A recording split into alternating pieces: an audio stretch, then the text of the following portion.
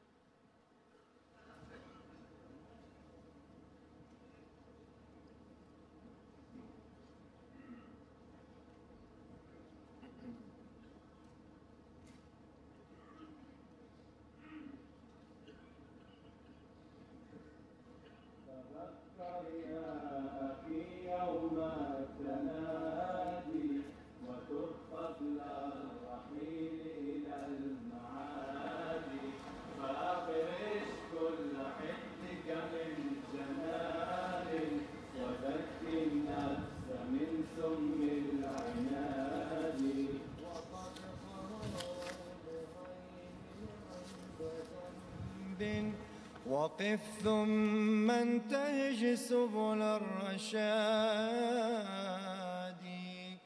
وأقسم أنني يا ابن الكرام لقد أرسلت من رب العباد.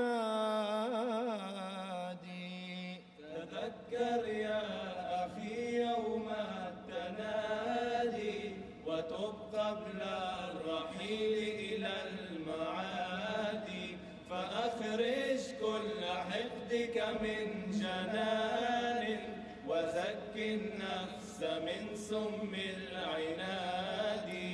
وقد أعطيت علما بعد علم وكأسا بعد كأس من جوادي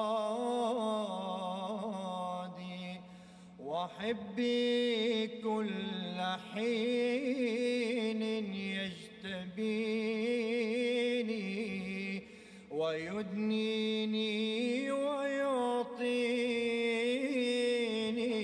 مرادي. تذكر يا أخي يوم التنادي وتب قبل الرحيل إلى المعاد فأخرج كل حقدك من جنان وزك النفس من سم العناد.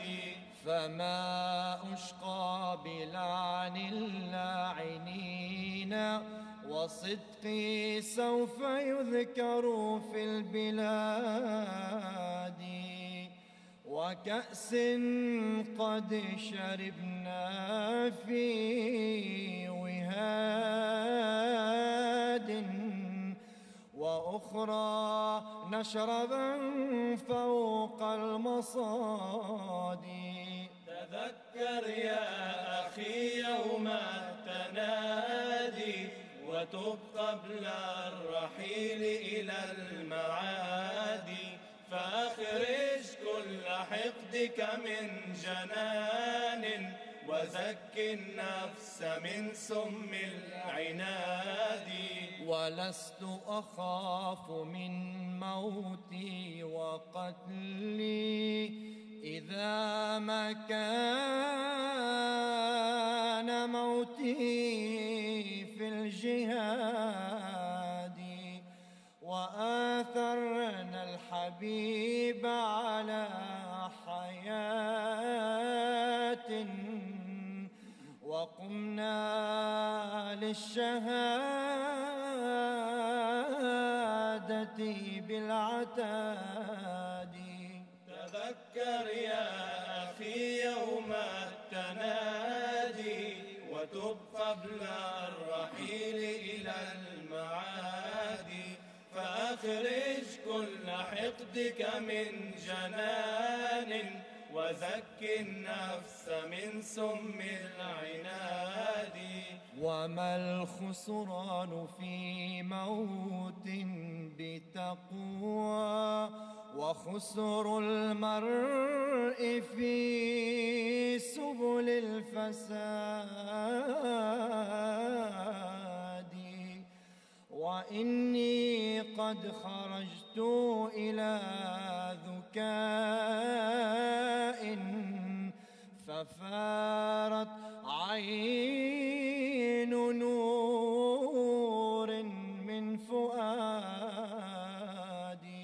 تذكر يا أخي يوم التنادي وتب قبل الرحيل إلى المعادي، فأخرج كل حقدك من جنان وزك النفس من سم العناد.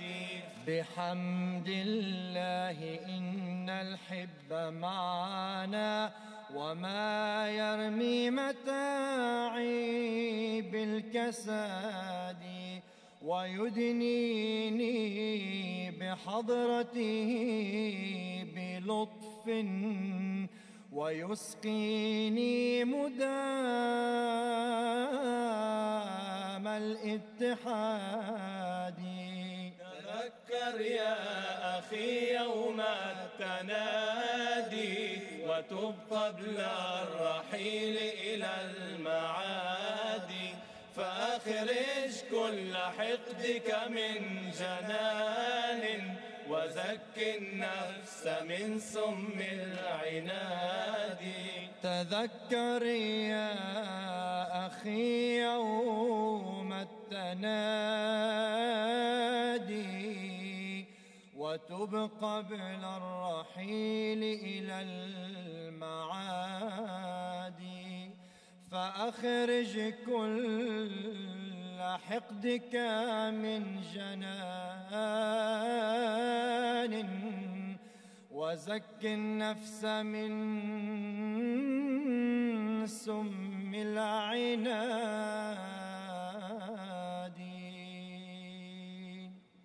الحمد لله. نعرہ تکبیر، حضرت محمد مصطفیٰ غلام احمد کی نعرہ تکبیر۔ محترم مطاول مجیب راشد صاحب ترجمہ اس کو پیش کریں گے۔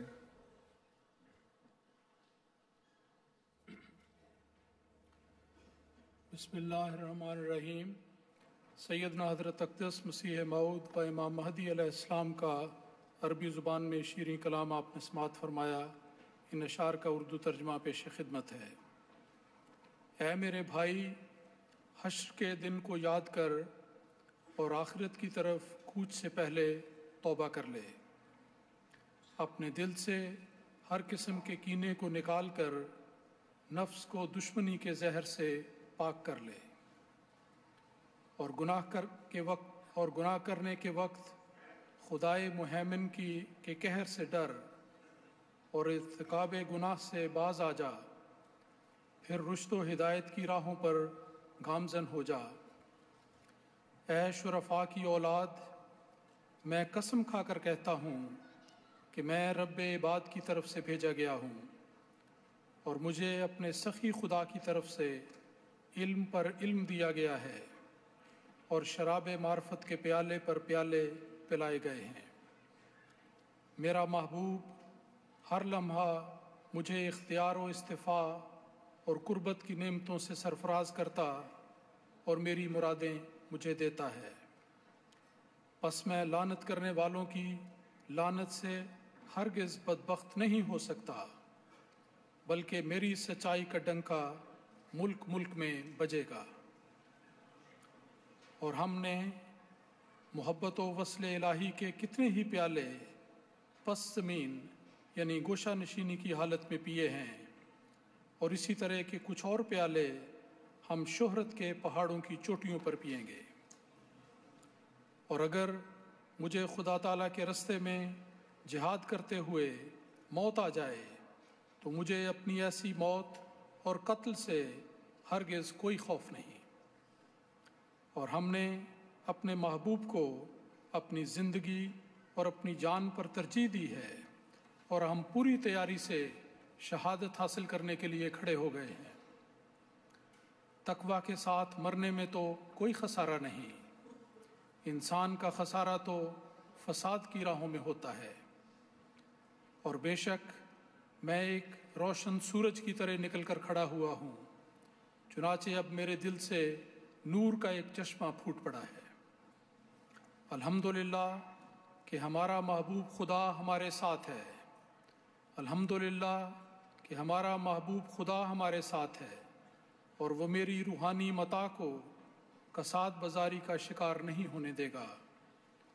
وہ مجھے اپنی جناب میں لطف و مہربانی سے قریب کرتا اور مجھے وصل کی شراب پلاتا ہے، اور بے شک قرآن کی ہدایت ہی میرا دین ہے، اور میں یقیناً تمہیں درست راستے کی طرف ہی بلاتا ہوں۔ پس اب تیری مرضی ہے کہ چاہے تو دوستوں کی طرح اپنی خوشی سے میرے ساتھ ہو لے، اور چاہے تو دشمنوں میں جا بیٹھ۔ بے شک دشمن لڑائی کے ارادے سے سامنے آ گیا ہے، اور ہم بھی مقابلے میں نکل کھڑے ہوئے ہیں۔ پس اے میری قوم، میرے مد مقابل کو سامنے لا، اور خدا کے لیے نصیحت کرنا میرا فرض ہے، اور میں نے پوری محبت اور دوستانہ جذبات کے ساتھ اپنا فرض پورا کر دیا ہے۔